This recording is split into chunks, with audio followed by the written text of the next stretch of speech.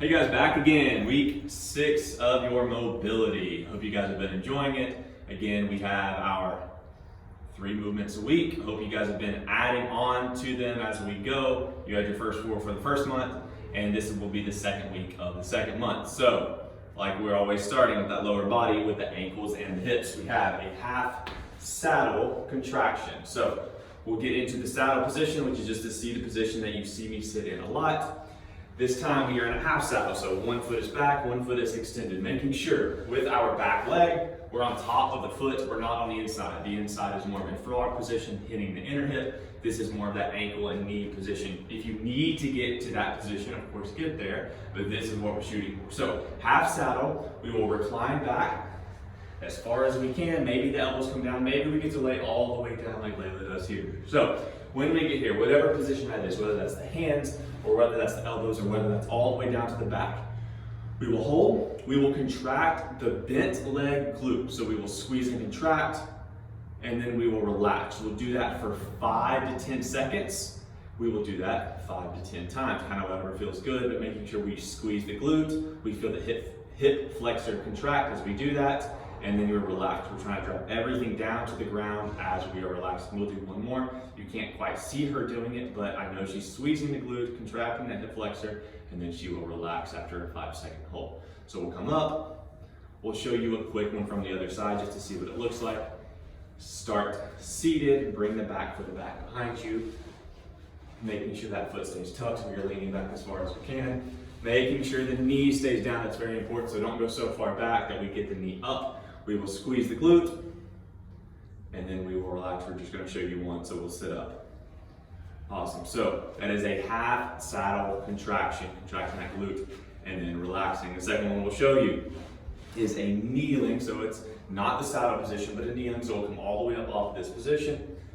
We will keep the toes dropped down. We will put the hands on the hips, pushing into that lower back as we tilt the head back, look back, keep the hips driven forward, and we lean back and arch as far as we can, then we'll come back.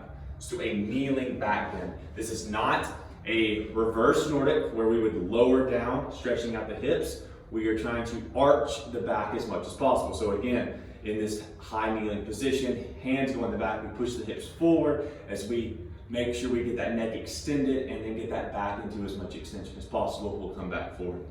Hopefully the movement lasts about 8 to 10 seconds. Try to do 5 to 10 of those. We'll do one more. Hips go forward, not back. The shoulders come back as we arch the back, get that back into as much extension as possible, that neck into as much extension as possible, and then we are back. The goal of this movement, that kneeling back extension, that kneeling back bend, is to get the eyes first to the wall. If we get them to the wall, then we'll come all the way down and try to look at the ground, okay? Making sure we're not sitting the hips back and down, okay? So second movement for the spine is that kneeling back bend. The third one we'll get into, we'll start in the same position. We are in now this saddle position. So saddle, shoulder extension, rotation. So we'll go through this a couple different ways. So we'll start, we will put the hand on the ground behind. So we'll start with that left hand. Making sure, scoot up a little bit so we can make sure we can see. Yep, good. So starting with the hand behind us on the ground. Hopefully it gets right behind our foot that we're reaching. Maybe this is it. Maybe we just reach towards the ground. This is hard for us. That's all we're gonna do, and that's fine.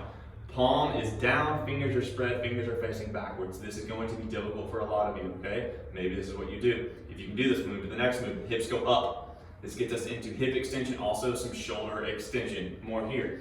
So we're holding here. Notice the chest is facing that wall. That gets our shoulder into some internal rotation, and then we will do the rotation portion of this movement, which is back. We're reaching towards the ground with the hand. She cannot quite make it. That's what we're doing. We're gonna hold there as far as we can go, keeping the hips driven up, and then we'll go back to the front. The whole movement should take about 10 seconds to rotate around, and then back. We'll do one more. Hips are driven up as the hand's down. We'll rotate all the way around. We can't quite get there and down. Good. So notice we couldn't get there. Now I will show you what that full movement will look like. A little bit more shoulder extension. I have a little bit more of it, but we'll start down, seated. We are tall on the hips, coming down with the hand. If we can sit here, we rotate back, getting that shoulder to rotate, hand comes to the ground as we keep the hips driven up. What we don't want to see is as we come around, we drop the hips down to get into position, not the same thing. So we want to make sure we start, hand, hips, rotate as we keep the hips driven forward, and then we would come back around to the top. You would do 5 with one side or 10 with one side, 5 or 10 with the other side, just making sure we keep those hips driven up. So that is a saddle shoulder extension rotation. And those are your 3 movements for week 6. Have fun with it.